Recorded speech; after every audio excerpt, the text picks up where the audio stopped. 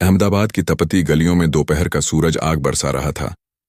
सड़कें पिघलती सी प्रतीत हो रही थीं और शहर का बस स्टैंड लोगों की भीड़ से खचाखच भरा था। रिक्शों की तीखी सीटियों, बच्चों की चीखों और ठेले पर उबलती चाय की सौदी महक हवा में तैर रही थी। इस कोलाहल के बीच खड़ी थी सरला वर्मा, एक साधारण औरत जिसके सादे सलवार कमीज पर माथे का पसीना मोतियों की तरह चमक रहा था। उसकी आंखों में अपनी 7 साल की बेटी निधि के लिए गहरी चिंता झलक रही थी। निधि स्कूल से बस में लौट रही थी और सरला उसका इंतजार कर रही थी। तभी भीड़ में 2 पुलिस वाले नजर आए। उनकी नजरें सरला पर टिक गईं और उनकी हरकतें धीरे धीरे असहनीय होने लगीं। एक पुलिस वाले ने उसके पास आकर कुछ अश्लील फुसफुसाया। सरला का चेहरा गुस्से से तमतमा उठा। उसने तुरंत उसे धक्का देकर चेतावनी दी, सीधे खड़े रहो वरना मैं तुम्हारे खिलाफ शिकायत करूंगी। आसपास के लोग तमाशबीन बनकर देख रहे थे, लेकिन कोई मदद को आगे नहीं आया। सरला की हिम्मत ने भीड़ को हैरान कर दिया था, लेकिन किसी को नहीं पता था कि यह पूरा सीन एक पुराने जंग खाए सीसीटीवी कैमरे में रिकॉर्ड हो रहा था, जो पास के जंगल तक तारों से जुड़ा था। यह कैमरा जिसे लोग भूल चुके थे, सरला और निधि की जिंदगी का रुख मोड़ने वाला था। यह एक ऐसी कहानी की शुरुआत थी जो सच्चाई और हिम्मत की मिसाल बनने वाली थी। सरला की आवाज में जो दृढ़ता थी, वह उसकी बेटी के भविष्य को आकार देने वाली थी। घटना के बाद सरला का खून खौल रहा था। वह उसी पल थाने की ओर बढ़ी। उसके कदमों में गुस्सा और चेहरे पर अटल दृढ़ता थी। थाने में बैठे इंस्पेक्टर ने उसकी बात सुनकर ठहाका मारा। पुलिस वालों पर केस मैडम, क्या मजाक है? सरला का गुस्सा और भड़क गया। उसने ऊंची आवाज में कहा, यह मजाक नहीं। अगर केस दर्ज नहीं हुआ तो मैं मीडिया और कोर्ट दोनों के दरवाजे खटखटाऊंगी। इंस्पेक्टर ने उसे घूरा। फिर मजबूरी में एक एफआईआर लिखी, लेकिन यह केस पुलिस की इज्जत पर दाग था। जिन पुलिस वालों पर आरोप थे वे बौखला गए। उन्होंने स्थानीय नेताओं और बदनाम गुंडों से सांठगांठ कर ली। सरला जब घर लौटी तो उसने निधि को गले लगाया, उसकी छोटी सी बेटी को अपनी बाहों में समेट लिया। लेकिन उसी रात से उसकी जिंदगी में तूफान शुरू हो गया। मोहल्ले में कान्हा फूंसी होने लगी। पुलिस से भिड़ना, अब देखो इसे क्या क्या भुगतना पड़ेगा। सरला ने इन बातों को अनसुना करने की कोशिश की, लेकिन उसे नहीं पता था कि एक खतरनाक साजिश का जाल बिछ चुका है। कुछ ही दिनों बाद पुलिस उसके घर पहुंची। दरवाजा तोड़कर उसे घसीटा गया और कहा गया, तेरे पास से ड्रग्स मिले हैं। मोहल्ला स्तब्ध रह गया। सरला चिल्लाती रही, ये झूठ है, मुझे फंसाया जा रहा है। लेकिन सबूत पहले से सेठ थे। कोर्ट में झूठे दस्तावेज पेश किए गए और मीडिया में खबरें फैल गईं। महिला समाज सेविका निकली ड्रग्स तस्कर सरला को जेल भेज दिया गया।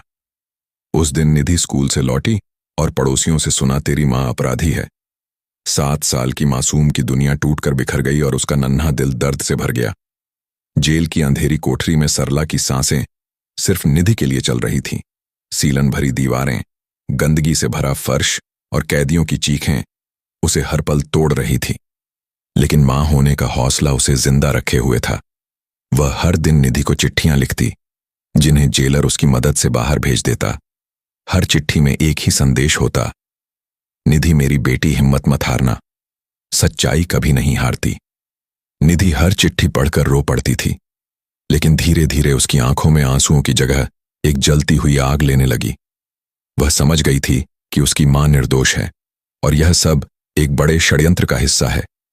छोटी सी उम्र में उसने ठान लिया कि वह पढ़ेगी, बड़ी बनेगी और अपनी मां को इस कैद से आजाद कराएगी। स्कूल में बच्चे उसे ताने मारते, तेरी मां अपराधी है, तू भी वैसी ही होगी। यह शब्द निधि के दिल को चाकू की तरह चीरते, लेकिन वह गुस्से को दबाकर सिर्फ पढ़ाई पर ध्यान देती। उसने मन ही मन कसम खाई, मैं इस सिस्टम को बदलूंगी, मां को इंसाफ दिलाऊंगी और उन तमाम गुनहगारों को सजा दूंगी जिन्होंने हमें रुलाया। उसकी छोटी सी दुनिया अब एक विशाल मिशन में बदल चुकी थी और उसका हर कदम उस मंजिल की ओर बढ़ रहा था। दिन महीनों में और महीने सालों में बदल गए। सरला जेल में तिल तिल कर जी रही थी, लेकिन निधि अब बड़ी हो रही थी। मां की चिट्ठियां उसकी ताकत बन गई थीं। हर चिट्ठी उसे और मजबूत करती थी, जैसे कोई मंत्र जो उसे हारने ना दे।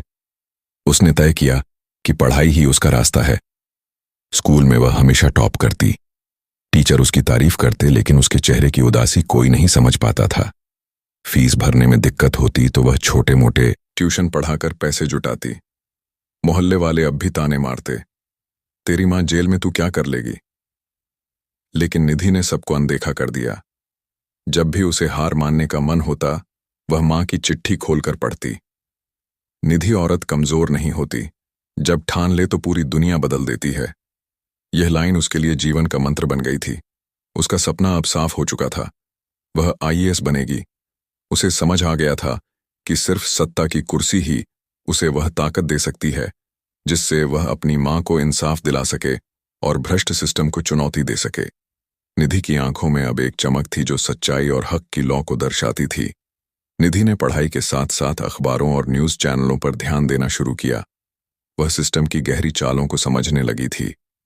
कौन सा नेता किसके साथ गठजोड़ में है, कौन सा अफसर किसके इशारे पर नाचता है। उसने भ्रष्टाचार की जड़ों को समझना शुरू किया।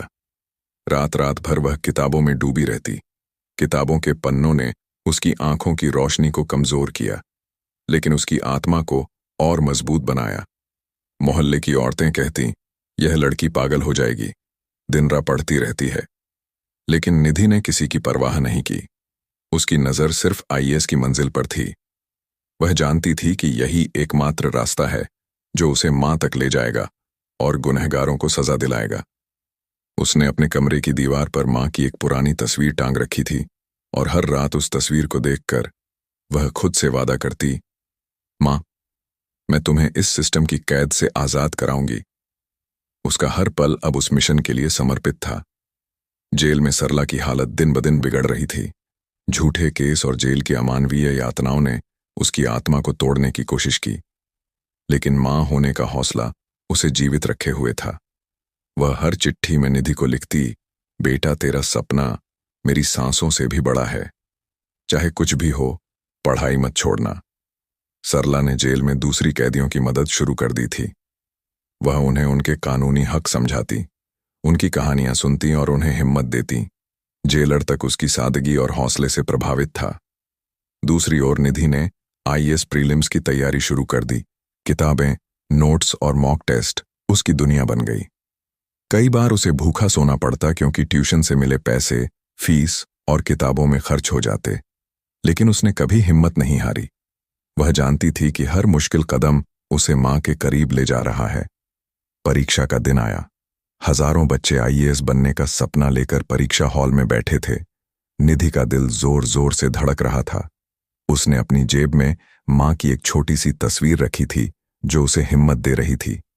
पेपर कठिन था, लेकिन निधि ने हर सवाल का जवाब अपनी पूरी ताकत से दिया। जब रिजल्ट आया तो मोहल्ला हैरान रह गया। निधि ने प्रीलिम्स पास कर लिया था। यह सिर्फ उसकी जीत नहीं थी, बल्कि सरला की उम्मीदों और चिट्ठियों की जीत थी। मोहल्ले वालों ने पहली बार निधि को सम्मान की नजरों से देखा, लेकिन कुछ ने अब भी ताने मारे। प्रीलिम्स पास कर लिया तो क्या, अभी तो लंबा रास्ता है। निधि ने इन बातों को अनसुना कर दिया। वह जानती थी कि यह सिर्फ शुरुआत है। मेंस की तैयारी में निधि पूरी तरह डूब गई। उसका रूटीन अब किताबों में घंटों डूबना, नोट्स बनाना और लिखने की प्रैक्टिस करना था। मोहल्ले वाले अब भी ताने मारते, तेरी मां जेल में तू क्या अफसर बनेगी। लेकिन निधि अब जवाब नहीं देती थी। उसका जवाब उसकी मेहनत थी। वह रात रात भर जाग कर नोट्स बनाती,